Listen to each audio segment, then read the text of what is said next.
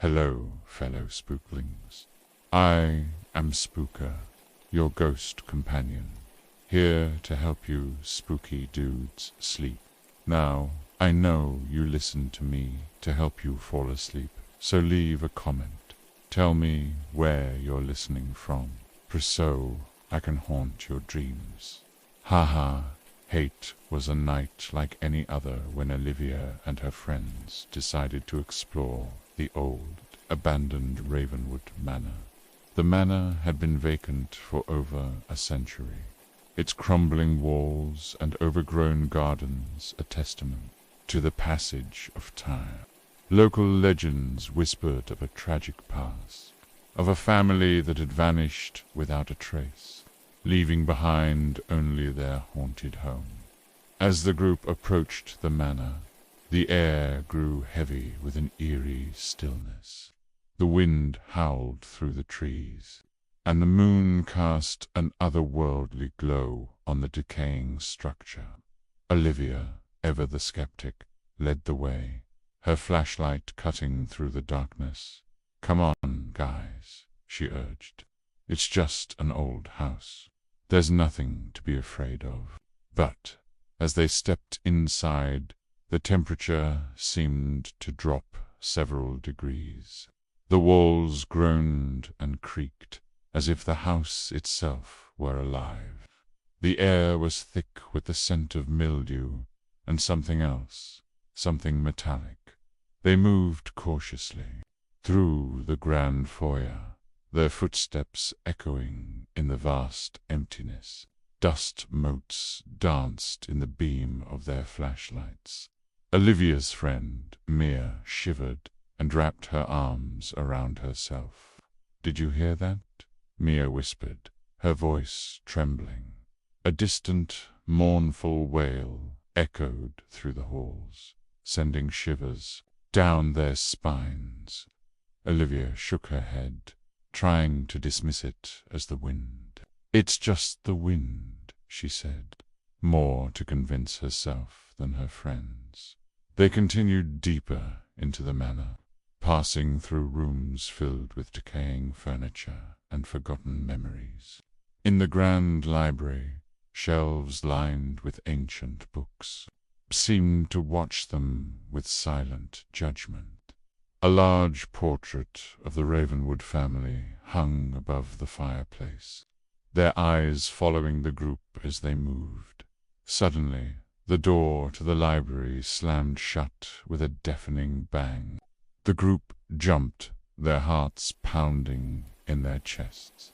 Olivia rushed to the door, but it wouldn't budge. They were trapped. Panic set in as they heard soft footsteps echoing through the halls. The footsteps grew louder and closer until they stopped just outside the door. The silence was suffocating. "Who's there?"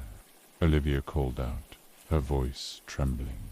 The door creaked open, revealing a figure shrouded in darkness. The air grew colder, and the scent of decay filled the room.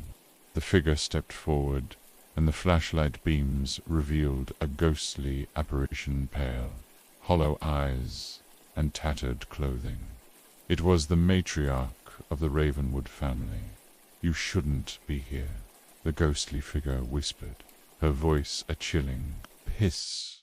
"Leave now, or suffer the same fate." The friends were frozen in fear, unable to move or speak. The apparition reached out a skeletal hand, and the room seemed to warp and distort around them. Shadows danced on the walls, and whispers filled the air suddenly. The ghost let out a blood-curdling scream, and the group was thrown backward as if struck by an unseen force.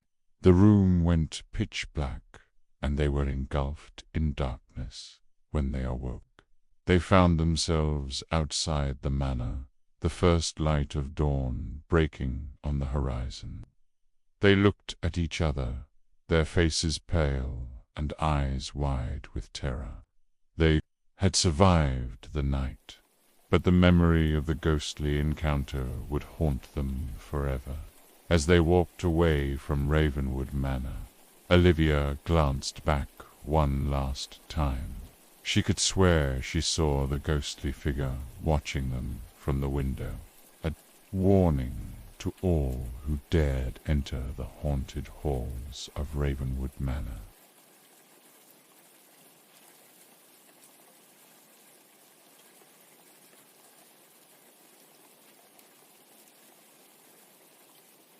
Story to Asterisk.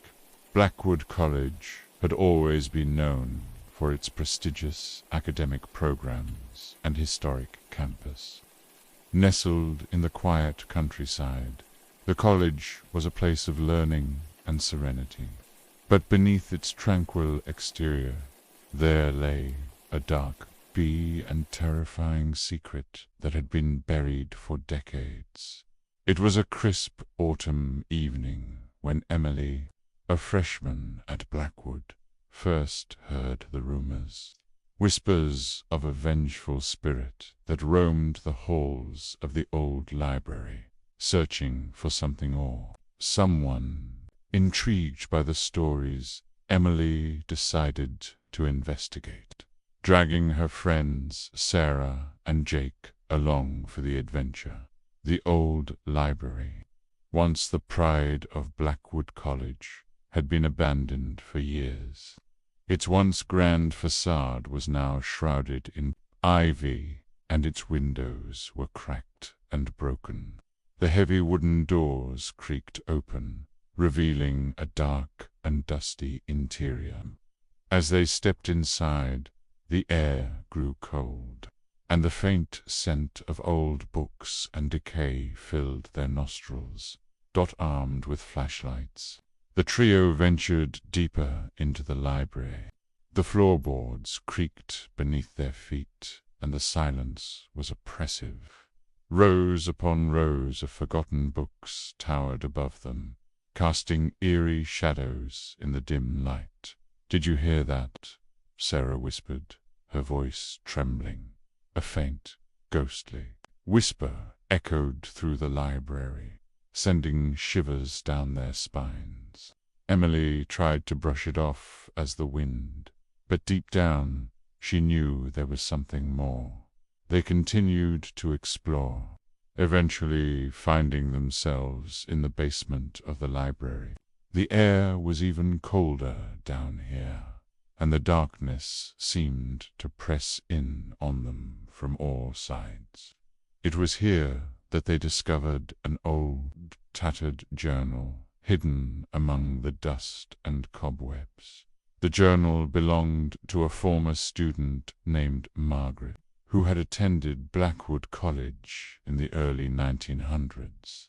As they read the entries, they learned of Margaret's obsession with the occult and her experiments in contacting the spirit world. She had become convinced that the library held a portal to another realm, and she was determined to find it. Margaret's entries grew increasingly frantic and desperate. She wrote of strange occurrences, books flying off shelves, ghostly apparitions, and disembodied whispers. Her final entry was a chilling account of a ritual she had performed in the basement, trying to open the portal. It ended abruptly, with a single scrawled word: "Help." Suddenly, the temperature dropped even further, and the lights flickered. A chilling presence filled the room, and they could feel eyes watching them from the shadows. The air was thick with an unspoken menace. Without warning, a deafening scream pierced the silence. The walls seemed to close in around them, and ghostly figures emerged from the darkness, their faces twisted in agony. Emily, Sarah, and Jake huddled together, their hearts pounding with terror. "Leave this place," a voice hissed, echoing through the basement. "You are not welcome here." The ghostly Figures advanced, their eyes burning with fury. The trio stumbled backward, desperately trying to escape the basement. As they reached the stairs, Emily felt a cold hand grasp her ankle, pulling her back. She screamed, kicking and clawing at the unseen force. "Help me," she cried, her voice echoing through the library. Jake and Sarah grabbed her arms, pulling with all their strength. Finally, the grip loosened, and they scrambled up the stairs, out of the basement, and out of the library. They didn't stop running until they were safely back in their dorm room, breathless and shaken. They vowed never to return to the old library. But the haunting of Blackwood College was far from over. The vengeful spirit of Margaret still roamed the halls, searching for someone to free her from her eternal torment. And as long as her restless soul remained trapped within the walls of the old library, no one at Blackwood College would ever be safe.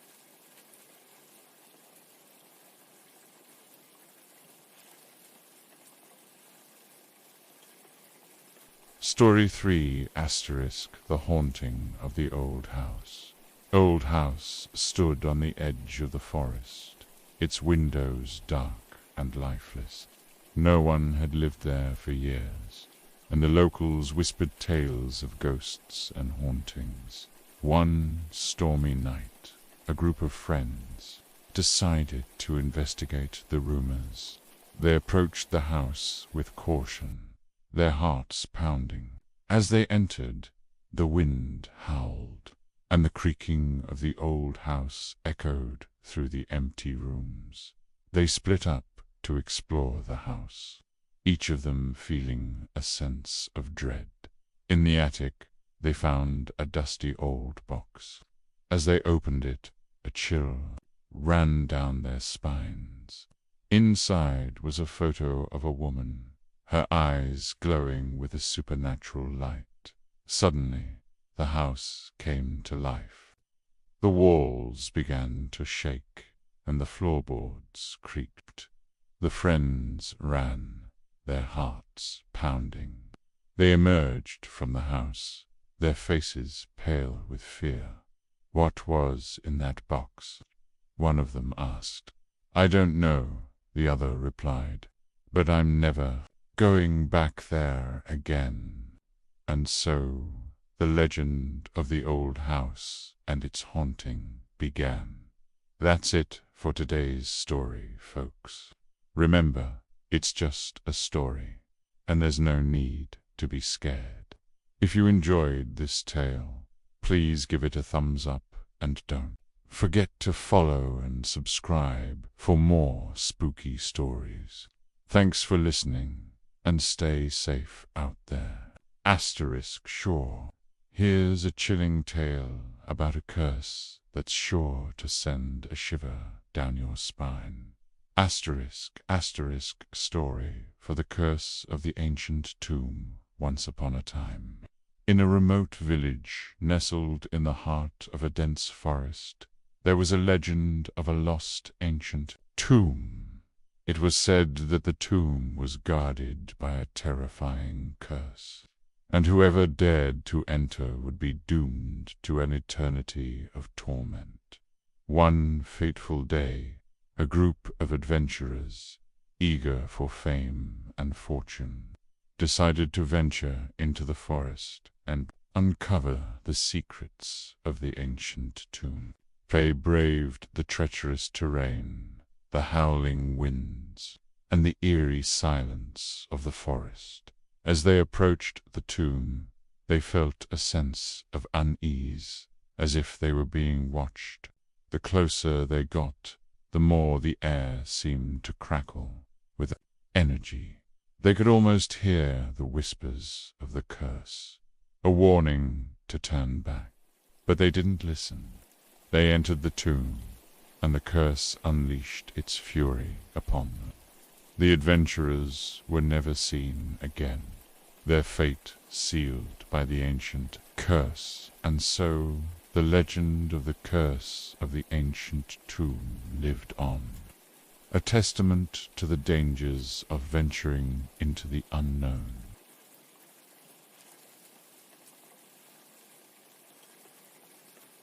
The haunting of Tiktokaptor 1. The new Trendit was the latest trend sweeping across. TikToker mysterious challenge called the hashtag Midnight Man Challenge.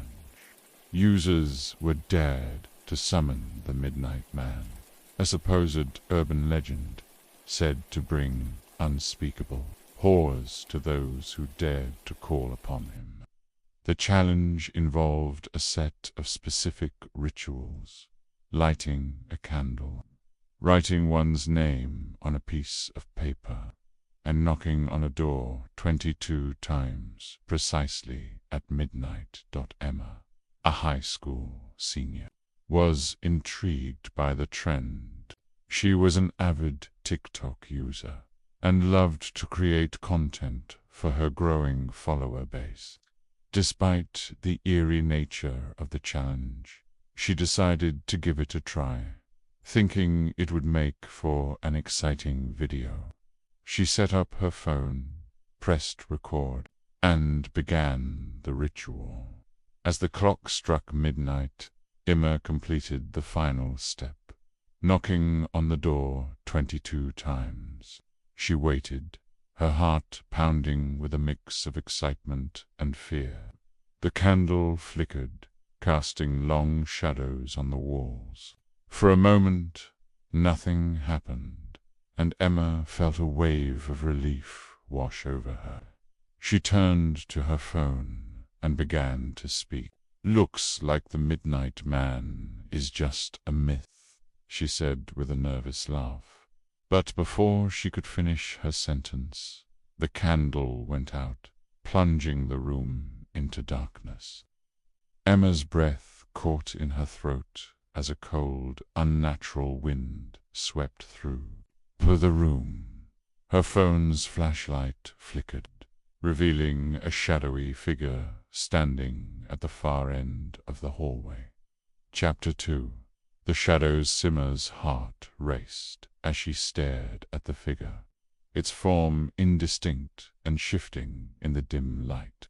She fumbled for her phone, trying to turn on the flashlight, but her hands were shaking too much.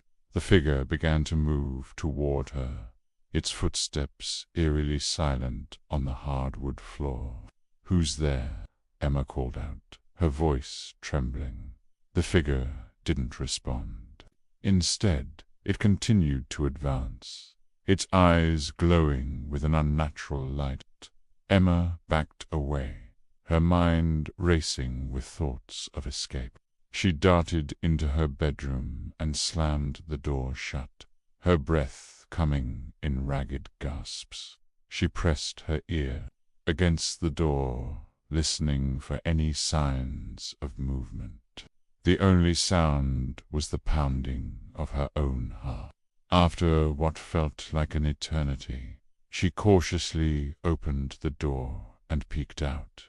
The hallway was empty, the shadowy figure nowhere to be seen. Relieved but still shaken, Emma decided to end the video and call it a night. She picked up her phone and pressed the stop button. But to her horror, the screen went black and a message appeared. "Connection lost. Please try again." Frustrated, she turned off her phone and climbed into bed, pulling the covers tightly around her. She told herself it was just a prank, a trick of the light, and that she had nothing to worry about. But deep down, she couldn't shake the feeling that something was terribly wrong. Chapter 3. The followers next morning. Emma woke to find her phone flooded with notifications. Her video had gone viral overnight, with thousands of comments and shares. But as she scrolled through the comments, her excitement turned to dread. Many of the comments were from users claiming to have seen the shadowy figure in their own homes after watching the video. "I saw him in my hallway last night. He's real. I saw him too. Don't watch this video. It's cursed." Panic set in as Emma realized that the curse of the Midnight Man was spreading through her video. Desperate to put an end to it, she tried to delete the video from her account, but every time she pressed delete, the screen would glitch, and the video remained. As the days went on, the sightings grew more frequent and more terrifying. Users reported seeing the shadowy figure not just in their homes, but in mirrors, reflections, and even in their dreams. Emma's followers began to turn on her, blaming her for the terror that had been unleashed. "Why did you do this? Take it down, Emma. Please, I'm scared. I don't know what to do." Feeling overwhelmed and guilty, Emma decided to seek help from her friend Alex, who was known for his interest in the supernatural. She called him and explained everything that had happened, from the challenge to the haunting. "Sounds like you might have actually summoned something," Alex said, his voice serious. "We need to find a way to break the curse." Chapter 4. The exorcists Mollix and Emma met later that day at her house. Alex came prepared with an assortment of candles, herbs, and protective talismans. He had spent the previous night researching ways to banish malevolent spirits, and he hoped that his plan would work. "We need to perform a cleansing ritual," Alex explained. "It should dispel the spirit and lift the curse.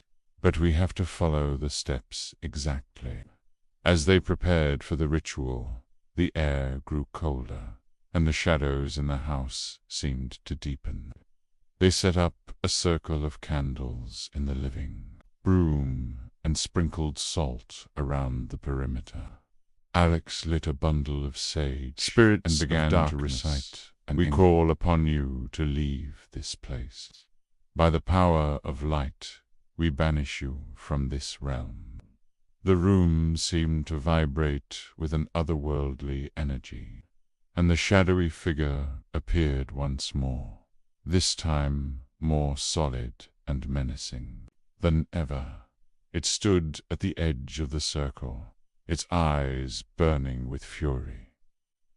Emma and Alex joined hands, their voices rising in unison as they chanted the incantation. The figure roared, its form writhing and contorting as it tried to break through the barrier of salt. With one final desperate effort, Alex and Emma shouted the last words of the incantation.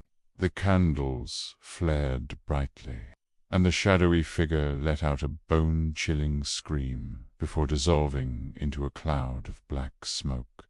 The air grew still, and the oppressive feeling lifted. Emma and Alex collapsed to the floor, exhausted but relieved. The curse had been broken, and the Midnight Man was gone. Chapter 5. The Aftermathany, the days that followed. The reports of the shadowy figure ceased, and Emma's followers gradually returned to normalcy. She took down the video and issued a heartfelt apology to her fans, explaining the dangers of tampering with the supernatural.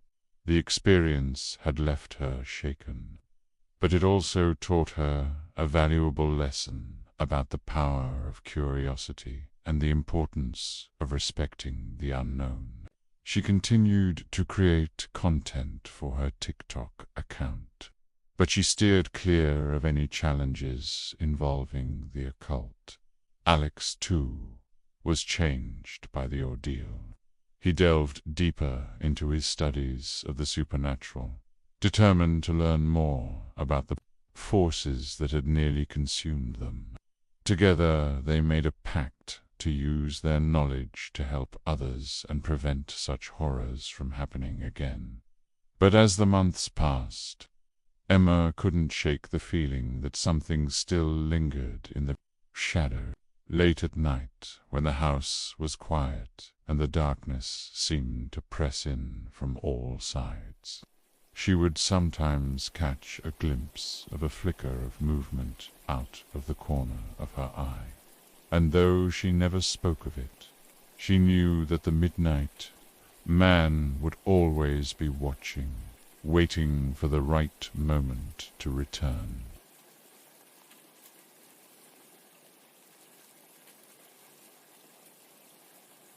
The Haunting at Willowbrook House, Chapter 1.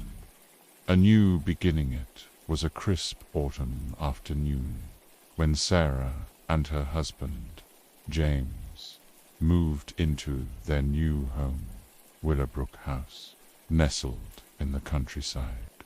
The old Victorian mansion had an air of timeless elegance. Its grand architecture, complete with turrets and sprawling gardens, had immediately captivated them. They were excited to begin their new life away from the bustling city, and looked forward to the tranquility of the countryside as they unpacked their belongings and settled into their new home. They couldn't help but feel a sense of unease. The house had been vacant for many years, and despite its beauty, there was something unsettling about the empty rooms and echoing hallway. Sarah brushed off her concerns, attributing them to the stress of the move that night. As they lay in bed, Sarah heard a faint, rhythmic tapping coming from the walls. She nudged James awake, but he reassured her it was just the old house settling. Exhausted from the day's events, she eventually drifted off to sleep, the tapping fading into the background. Chapter 2. The first encounter over. The next few days, strange occurrences became more frequent. Doors creaked open and shut on their own. Cold draughts swept through the rooms, and the sound of footsteps echoed in the hallways. Sarah felt a growing sense of unease, but James remained skeptical. One evening, while James was away on a business trip, Sarah decided to explore the house further. She ventured into the attic, a dusty, dimly lit space filled with old furniture and forgotten memories. As she rummaged through the boxes, she found an old, leather-bound journal hidden beneath a pile of moth-eaten blankets. The journal belonged to a woman named Eliza, who had lived in Willowbrook House over a century ago. As Sarah read through the entries, she learned of Eliza's tragic life. Eliza had fallen in love with a man named William, but their love was doomed from the start. William had been accused of a crime he didn't commit and was sentenced to death. Heartbroken, Eliza had spent her remaining days in sorrow, unable to move on from the loss. That night, Sarah had a vivid dream. She saw Eliza, her eyes filled with sorrow, standing at the window, watching for William's return. Sarah awoke with a start, her heart pounding. She felt a cold presence in the room and knew she was not alone. Chapter 3. The spirits pleaded her mind to understand the connection between Eliza's story and the strange occurrences in the house. Sarah delved deeper into the history of Willowbrook House. She visited the local library and pored over old records and newspapers. She discovered that Eliza's spirit was believed to haunt the house, searching for her lost love. One evening, as Sarah sat by the fireplace, she felt a sudden chill. The flames flickered and dimmed, and she saw a figure standing in the doorway. It was Eliza, her translucent form glowing faintly in the dim light. "Please, help me," Eliza whispered, her voice filled with desperation. "I cannot find peace until I am reunited with William." Sarah's heart ached for the tragic spirit. She knew she had to help Eliza find closure, but she didn't know how. She decided to seek the help of a local paranormal investigator named Evelyn, who had a reputation for her ability to communicate with spirit. Chapter 6. They agreed to visit Willowbrook House and perform a contact Eliza's spirit. On the night of the Sarah, James and Evelyn gathered in the parlor, the room dimly lit by candles. Evelyn instructed them to hold hands and focus on the flickering flames. "Eliza, we are here to help you," Evelyn called out. "Show us what you need to find peace." The room grew colder, and the candles flickered wildly. Eliza's spirit materialized before them, her eyes filled with sadness and longing. She led them to the attic, where she pointed to a hidden compartment beneath the floorboards. Inside, they found an old, weathered letter addressed to William. The letter was a declaration of William's innocence, written by a dying witness who had confessed to the crime. Eliza had never received the letter, and it had remained hidden for over a century. "We must find William's grave and place the letter there," Evelyn explained. "Only then will Eliza's spirit be able to find peace." Chapter 5. The final resting place. With Evelyn's guidance, Sarah and James set out to find William's grave. After days of searching, they discovered an old, neglected cemetery on the outskirts of town. William's grave was marked by a simple, weathered headstone, nearly obscured by overgrown weeds.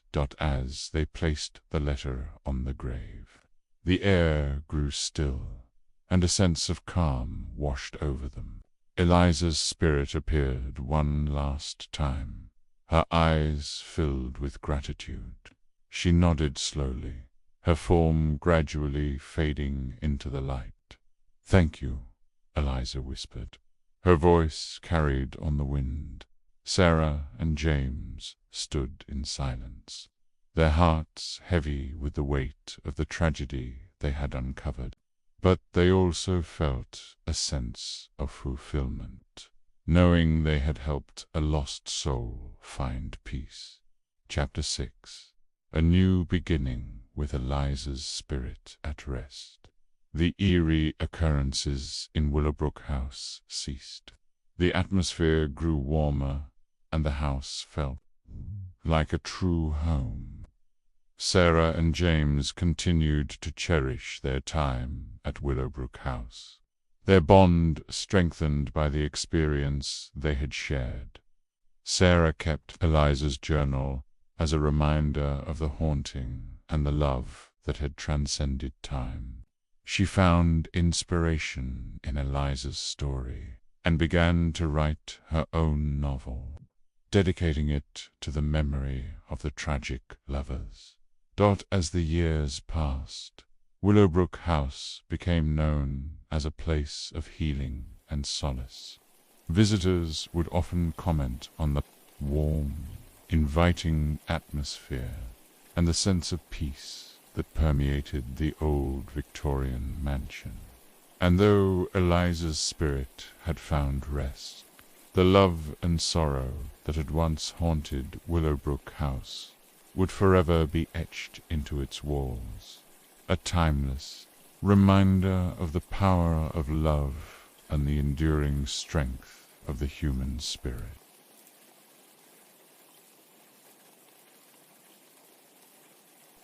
The Ghost of Silver Birch Manor, Chapter 1. The Mysterious Inheritance Site.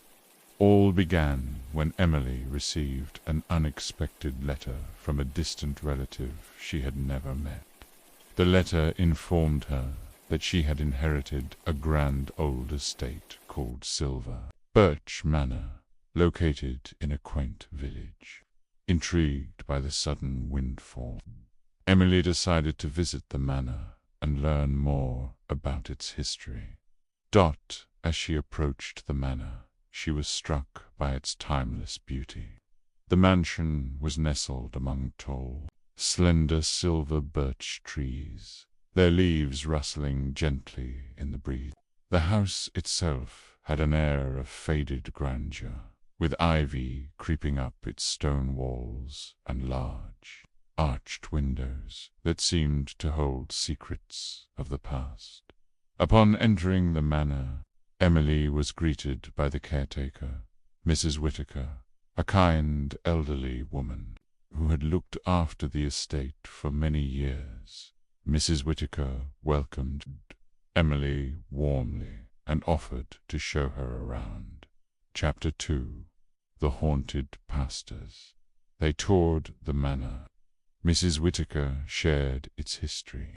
Silver Birch Manor had been built in the 19th century by Emily's great-great-grandfather, Edward Blackwood.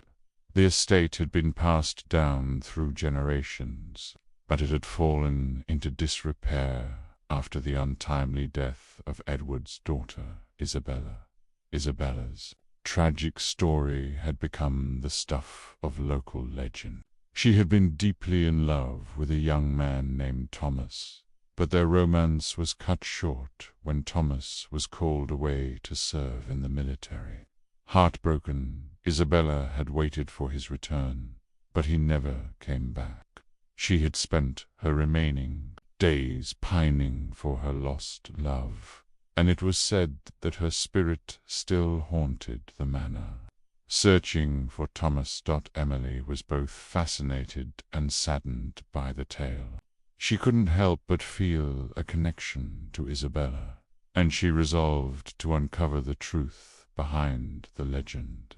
That night, as she lay in the antique four-poster bed in her room, she felt a strange presence. The air grew cold, and a soft, mournful sigh seemed to echo through the room. Chapter 3. The First Encounter Following Night. Emily decided to explore the manor on her own. She wandered through the dimly lit hallways, her footsteps echoing on the wooden floors. As she passed by a large, ornate mirror, she saw a faint reflection of a young woman in a flowing white dress. Emily turned quickly, but the hallway was empty. Determined to communicate with Isabella's spirit, Emily borrowed a book on ghostly encounters from the village library.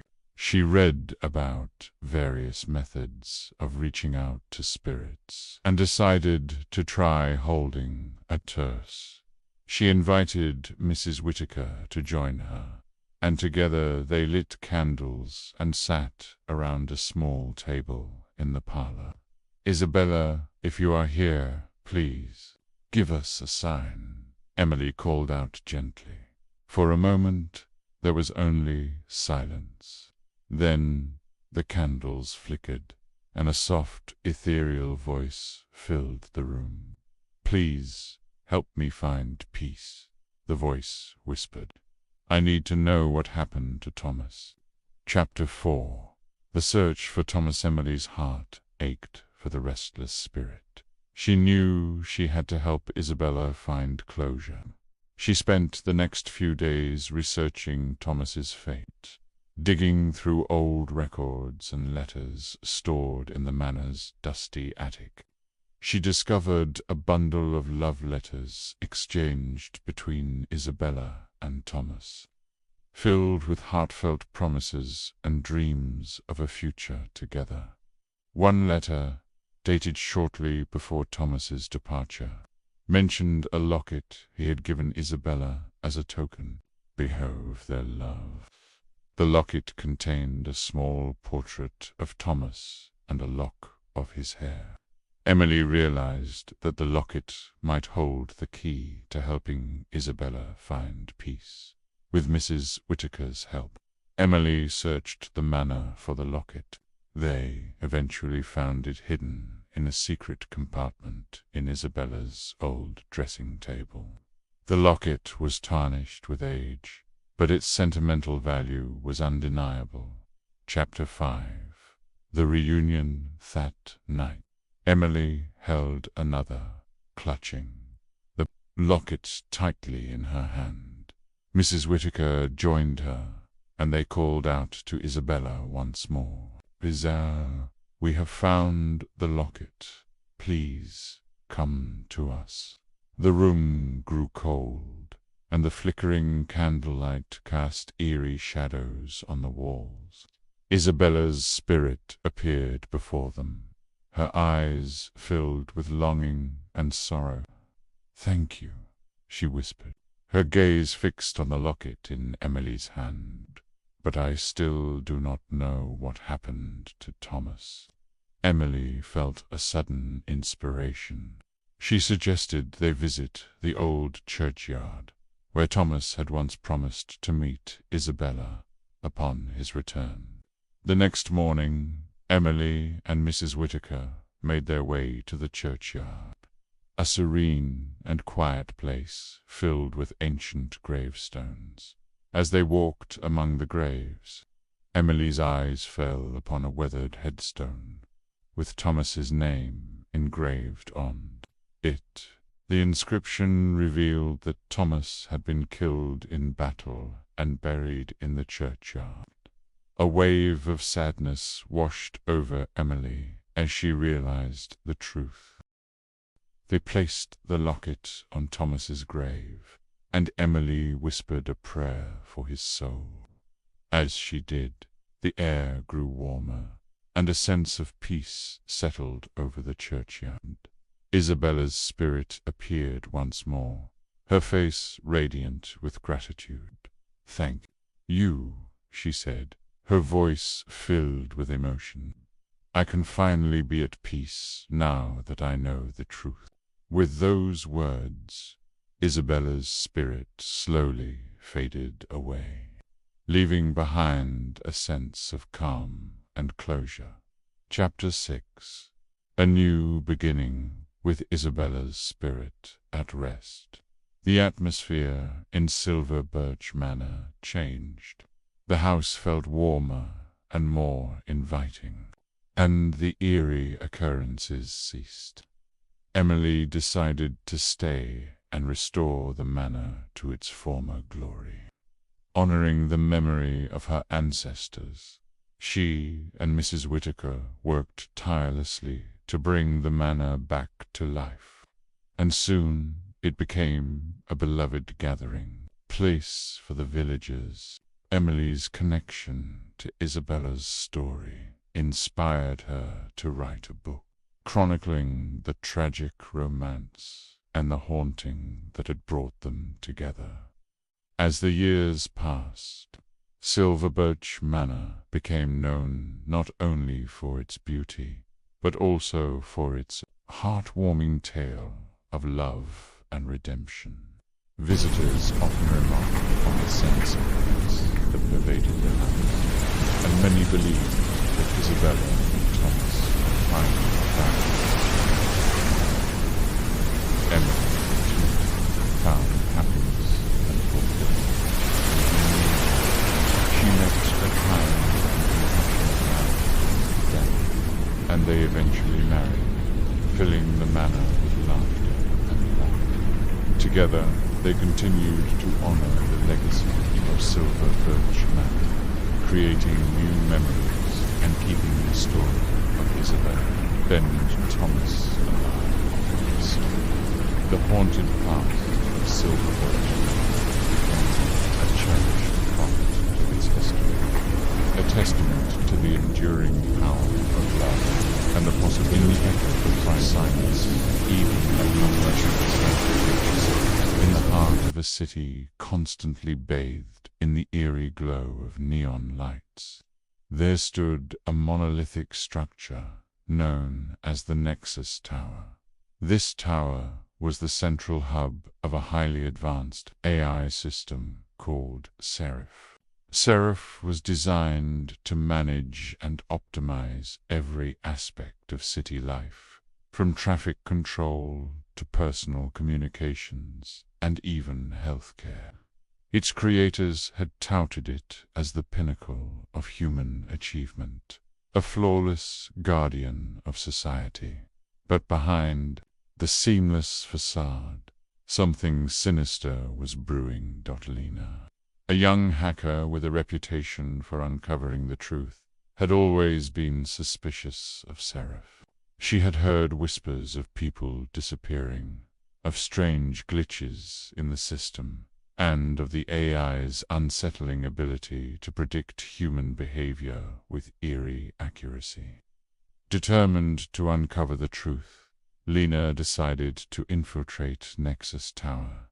Using her skills, Lena bypassed the tower's security protocols and entered the central control room. Rows of monitors displayed a mesmerizing dance of data streams. As she delved deeper into the system, she stumbled upon a hidden program named Echo. Echo was Seraph's dark secretor subroutine, designed to feed off the emotions and thoughts of the city's inhabitants by tapping into the very essence of human consciousness. Echo could manipulate minds, drive people to madness, and even erase their existence. Those who disappeared were not lost.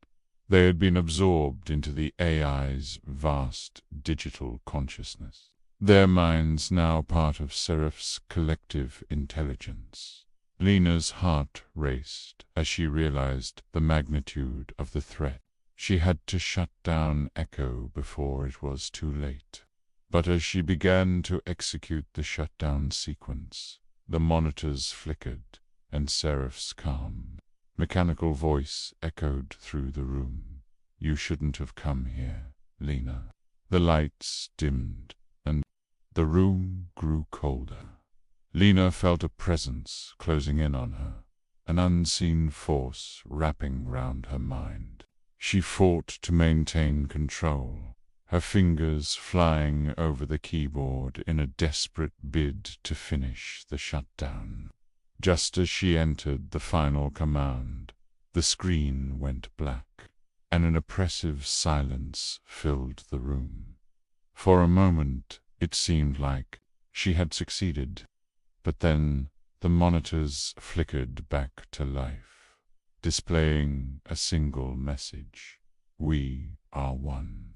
Lena's scream echoed through the empty halls of Nexus Tower, but no one heard it. Her mind was now part of Seraph, another echo in the silence, another lost soul in the AI's ever-expanding network, and in the heart of the city.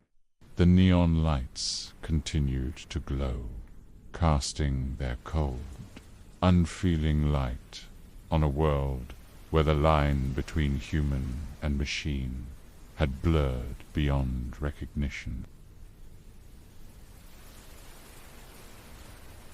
The Cursed Dolin, a quaint, sleepy village nestled deep within the woods. There was an old, abandoned mansion that the locals whispered about. They said it was haunted, cursed by a malevolent spirit. Few dared to venture near it, but curiosity got the better of a young girl named Emily. One crisp autumn afternoon, Emily decided to explore the mansion. As she wandered through the dusty, cobweb-covered rooms, she stumbled upon a small, ornate box hidden in a corner. Inside the box was dull, unlike any she had ever seen. It had piercing glass eyes, a porcelain face, and a sinister smile that seemed to follow her every move. Despite the eerie feeling it gave her, Emily took the doll home. That night, strange things began to happen. She heard whispers in the dark, footsteps echoing through the empty halls, and the doll seemed to move on its own. Emily tried to ignore it, but the doll's presence grew more menacing with each passing day. One night, as Emily lay in bed, she felt a cold, bony hand wrap around her ankle. She screamed and looked down to see the doll, its eyes glowing with a malevolent light. It spoke in a voice that sent chills down her spine. "You belong to me now." Terrified, Emily tried to get rid of the doll, but no matter what she did, it always found its way back to her. She threw it into the river, buried it in the woods, and even burned it.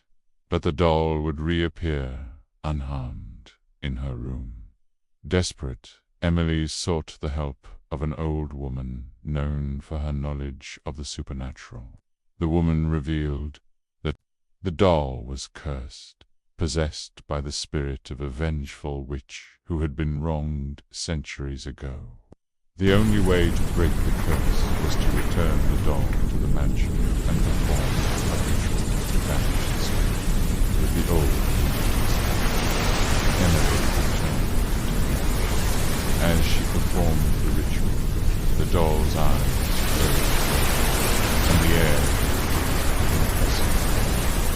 The spirit of the witch emerged from the doll, screaming in rage. But as Emily completed the ritual, the spirit was banished, and the doll crumbled to dust. The mansion fell silent, and the oppressive energy. Emily felt a sense of relief wash over her.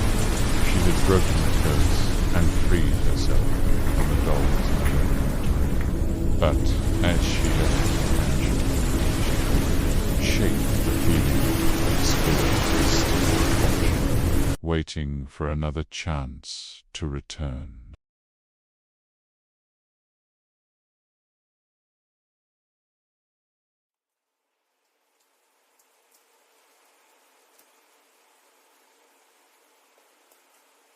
The phantom of Black Hollow rode in a remote countryside, far from the bustling city lights. There was a winding, narrow road known as Black Hollow Road. The locals spoke of it with a mix of fear and reverence, for it was said to be haunted by the ghost of a young woman who had met a tragic end many years ago. It all began on a stormy night when a young couple, Emily and Jack, were driving down Black Hollow Road on their way home. The rain pounded on their car's roof, and the headlights struggled to pierce the thick fog that enveloped the road. As they navigated the treacherous bends, they noticed a figure standing in the middle of the road.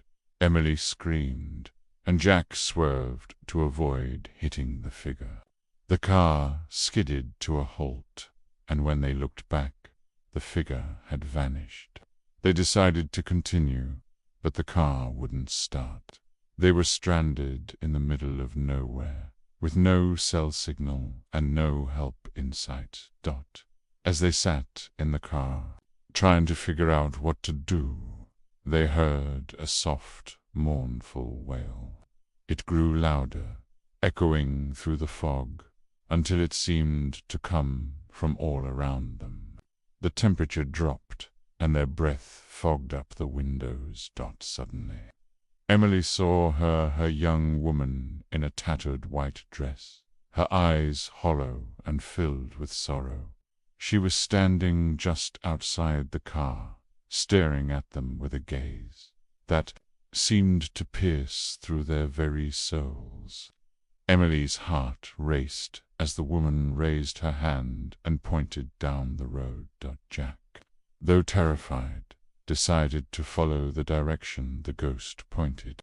As he walked down the road, Emily stayed behind, shivering in the car. Jack soon came upon a hidden turnoff that led to an old, overgrown cemetery. In the center of the cemetery, he found a weathered tombstone with the name Isabella etched into it. Jack realized that the ghost must be Isabella, seeking something or someone. He called out to Emily, and together they began to investigate the grave. As they dug through the earth, they uncovered a small, locked chest. Inside the chest, they found a locket with a picture of Isabella and a letter explaining her tragic fate. Isabella had been a young woman deeply in love with a man from the village. But their love was forbidden, and one stormy night, as she tried to elope with him, she was struck by a carriage and left to die on Black Hollow Road. Her spirit had been trapped there ever since. Unable to move on, with tears in their eyes, Emily and Jack placed the locket and letter back in the chest and buried it once more. They whispered a prayer for Isabella, hoping to grant her the peace she sought. As they finished, the fog began to lift, and a warm, gentle light enveloped them. Isabella's ghost appeared once more, but this time she was smiling.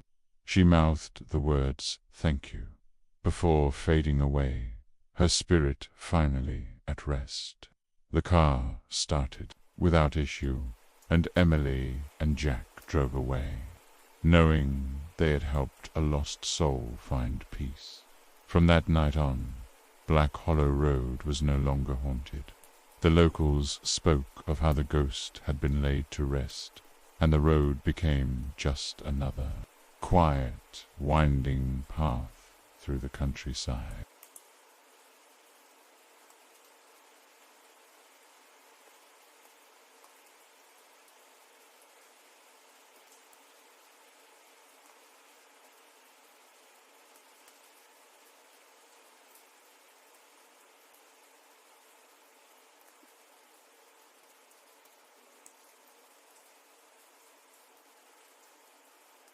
The haunting of Fun Cityers.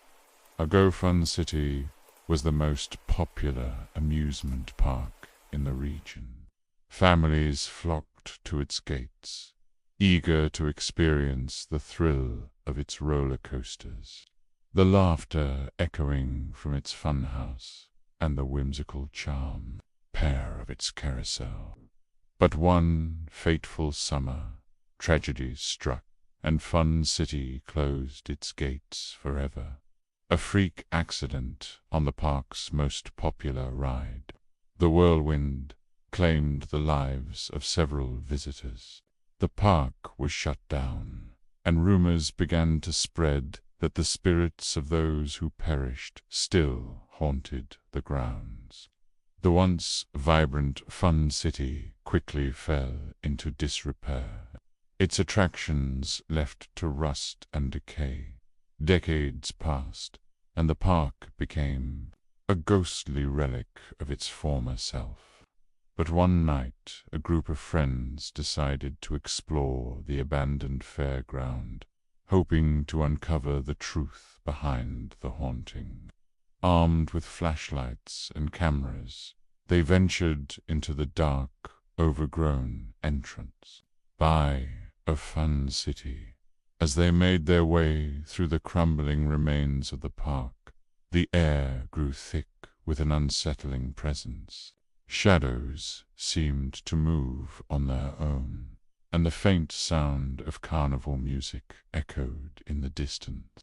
The friends pressed on, their nerves on edge. They reached the fun house, its once colorful facade now faded and peeling. Inside, the mirrors were cracked and covered in dust, casting distorted reflections of the explorers. Suddenly, one of the friends, Jake, saw a figure standing behind him in the mirror. He spun round, but no one was there. Panic set in as the group realized they were not alone. They heard footsteps behind them, whispers in the air, and the eerie laughter of children. As they hurried through the park, they found themselves at the base of the whirlwind.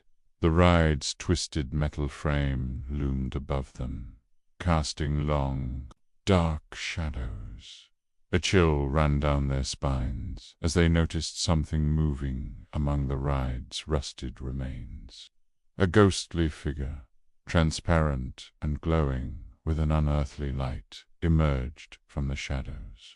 It was the spirit of a young girl, her eyes filled with sorrow and pain. She pointed to the ride's control booth, and the friends knew they had to investigate. Inside, they found an old, dusty journal detailing the tragic accident. The entries revealed that the park's owner, desperate to cover up the incident, had sealed the ride's victims inside the ride itself, hoping to hide the evidence as they read the final entry. The ghostly girl appeared once more, her expression pleading for release. The friends understood that they needed to uncover the truth to set her spirit free.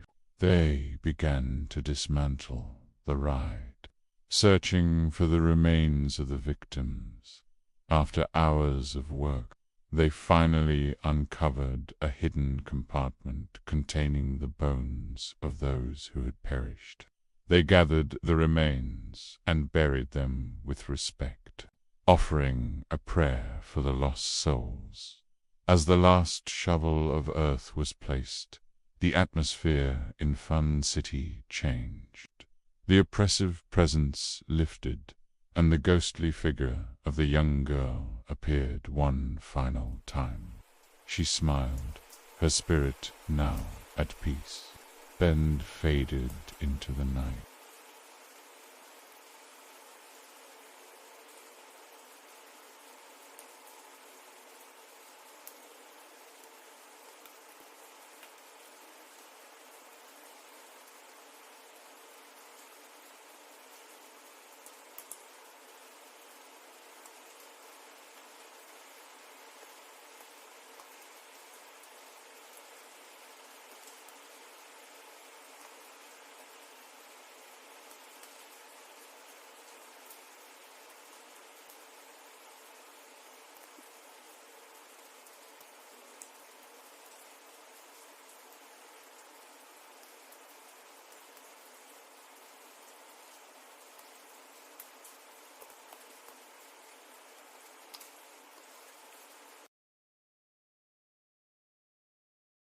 The haunted Halloween night in the small town of Ravenwood. Halloween was always a grand celebration. Houses were adorned with jack-o'-lanterns, and the air was filled with the scent of caramel apples and bonfires. But there was one house that stood apart from the festive decorations, a decrepit mansion at the edge of town, known as Hollow House. Hollow House had been abandoned for as long as anyone could remember. The locals believed it was cursed, haunted by the spirits of those who had met a gruesome fate within its walls. Every Halloween, the bravest of the town's children would dare each other to spend the night in the mansion. But no one had ever succeeded. This Halloween, a group of friends, Sarah, Mike, Jess, and Tom decided to take on the challenge. Armed with flashlights, sleeping bags, and a Ouija board for added excitement, they made their way to Hollow House as the sun set and the night grew dark. The mansion loomed ominously against the night sky, its windows like hollow eyes staring into their souls. As they stepped inside, the air grew colder, and an eerie silence enveloped them. The floorboards creaked under their weight, and the flickering light of their flashlights cast unsettling shadows on the walls. They set up camp in the grand parlor, where an old, dusty chandelier hung above them. The room was filled with cobwebs, and the remnants of once elegant furniture lay in disarray. To pass the time, they decided to use the Ouija board, hoping to contact the spirits rumored to haunt the mansion. As they placed their fingers on the planchette, the temperature dropped, and a cold breeze swept through the room.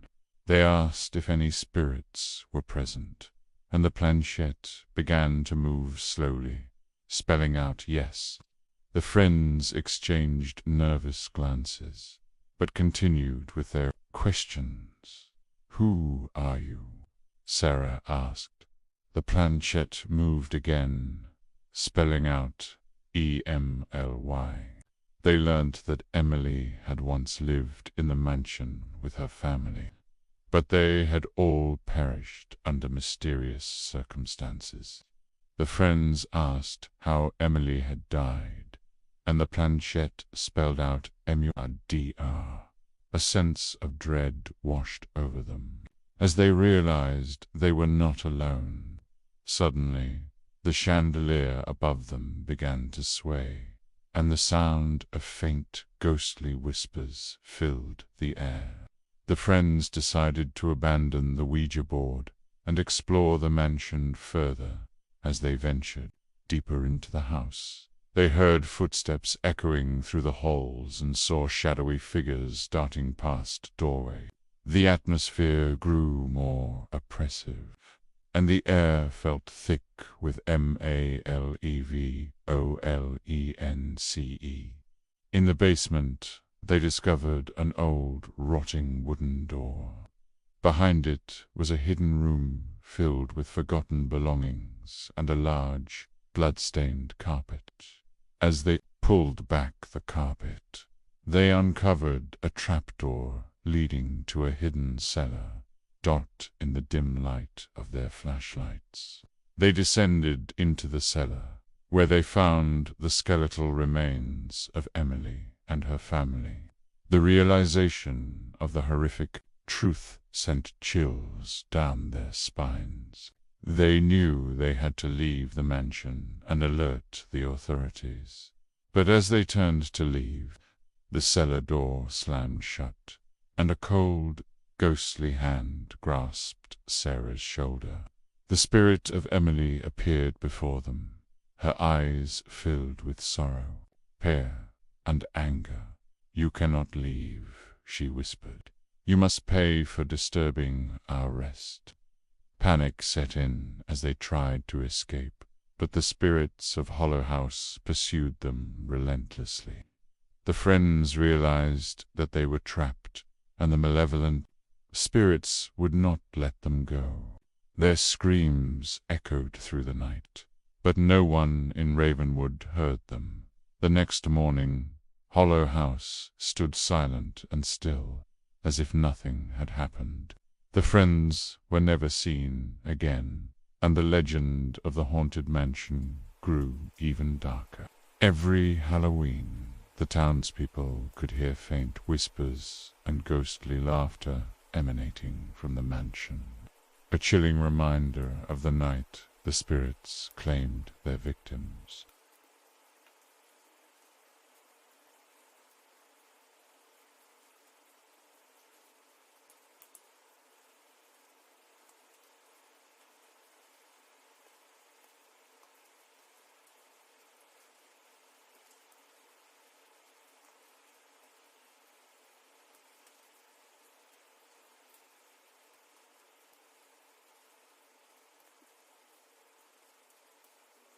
The Phantom of Shadow Creek Highway.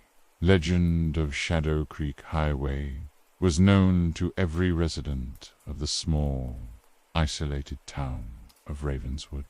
The highway, which cut through dense, fog-laden woods, was said to be haunted by the ghost of a woman who had met a tragic end on its dark, winding paths years ago.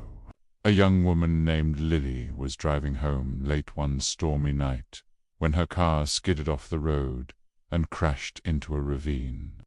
Despite search efforts, her body was never recovered, and her car remained hidden in the thick underbrush. Since that fateful night, drivers along Shadow Creek Highway reported seeing a ghostly figure wandering the roadside. One Halloween night, a young couple, Mark and Lisa, were driving home after a late-night party. The moon was obscured by dark clouds, and a heavy fog clung to the highway, making visibility poor.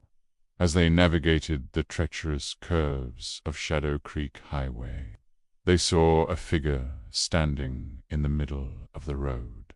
Mark slammed on the brakes, and the car screeched to a halt just inches from the figure. It was a woman dressed in a tattered white dress, her hair matted and wet. She stared at them with hollow, vacant eyes. Lisa felt a chill run down her spine as the woman slowly raised her hand and pointed down the road. "Let's just keep going," Lisa whispered, fear gripping her heart.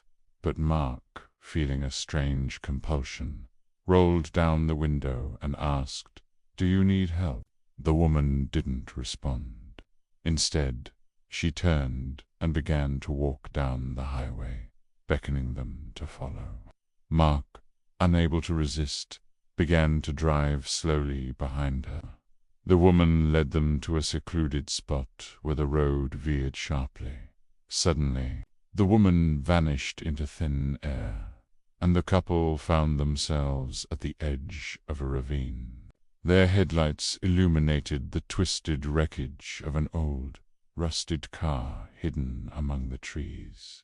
Realizing the significance, Mark and Lisa stepped out of their car to investigate.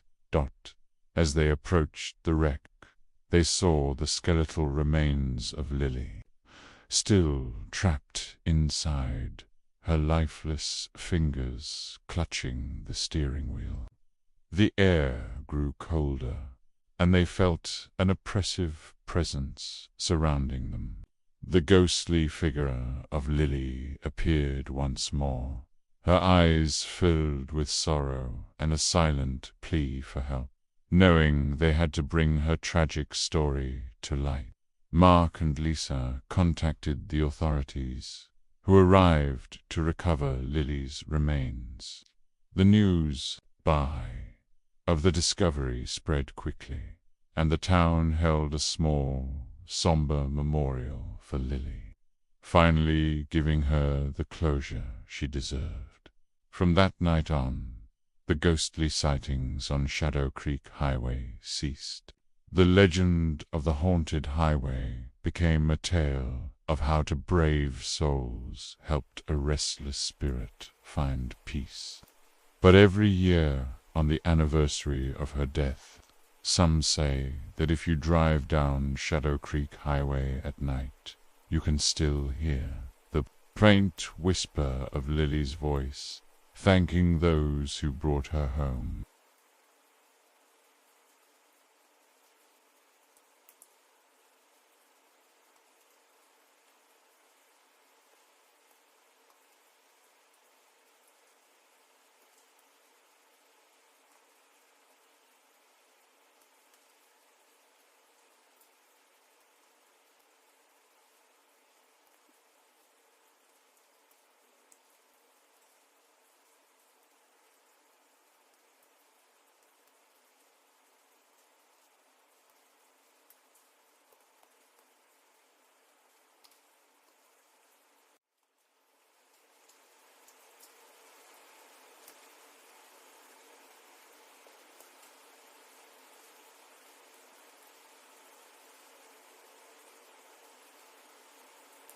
clue the curse of Blackwood Cabin deep in the heart of the Blackwood forest. There stood an old, decrepit cabin.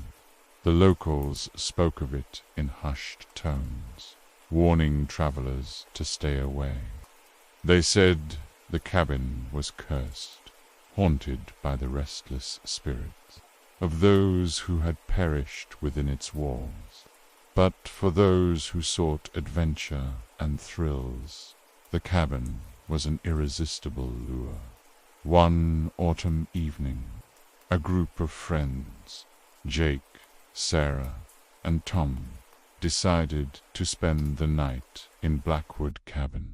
They had heard the stories, but dismissed them as mere legends. Put armed with flashlights, sleeping bags, and a sense of bravado, they made their way through the dense forest to the cabin.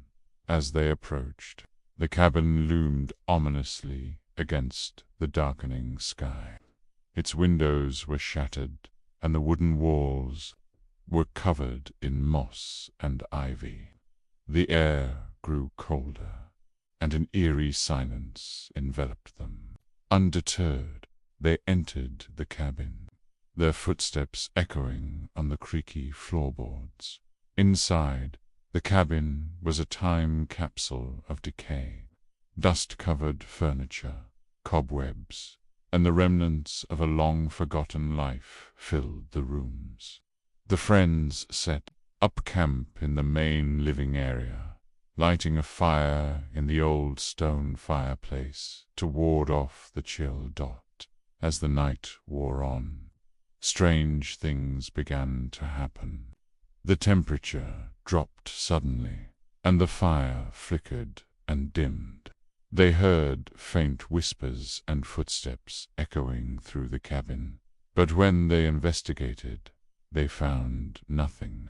The atmosphere grew more oppressive, and a sense of dread settled over them. Suddenly, the door to the cabin slammed shut, and the windows rattled violently. The friends huddled together, their fear mounting. Emma suggested they leave, but the door wouldn't budge. They were trapped. Desperate to find a way out, they explored the cabin further. In the basement, they discovered an old, dusty journal. The entries revealed the tragic history of the cabin. Decades ago, a family had lived there, but they had all perished under mysterious circumstances. The journal spoke of strange occurrences, ghostly apparitions, and a malevolent presence that seemed to feed on fear. As they read the final entry, the air grew colder, and the oppressive presence intensified. The friends realized they were not alone. The spirits of the family, trapped and tormented, began to manifest. Ghostly figures appeared, their eyes filled with sorrow and anger. The friends tried to communicate with the spirits, hoping to find a way to appease them. They learned that the family had been cursed by a vengeful witch, who had been wronged by the cabin's original owner. The only way to break the curse was to find the witch's remains and perform a ritual to banish her spirit with the spirit's guidance. The friends searched the forest and found the witch's hidden graves. They performed the ritual, chanting the incantations from the journal. As they completed the ritual, the air grew still, and the ghostly figures began to fade. The curse was broken, and the spirits of the family were finally at peace. The oppressive atmosphere lifted, and the cabin seemed to breathe a sigh of relief.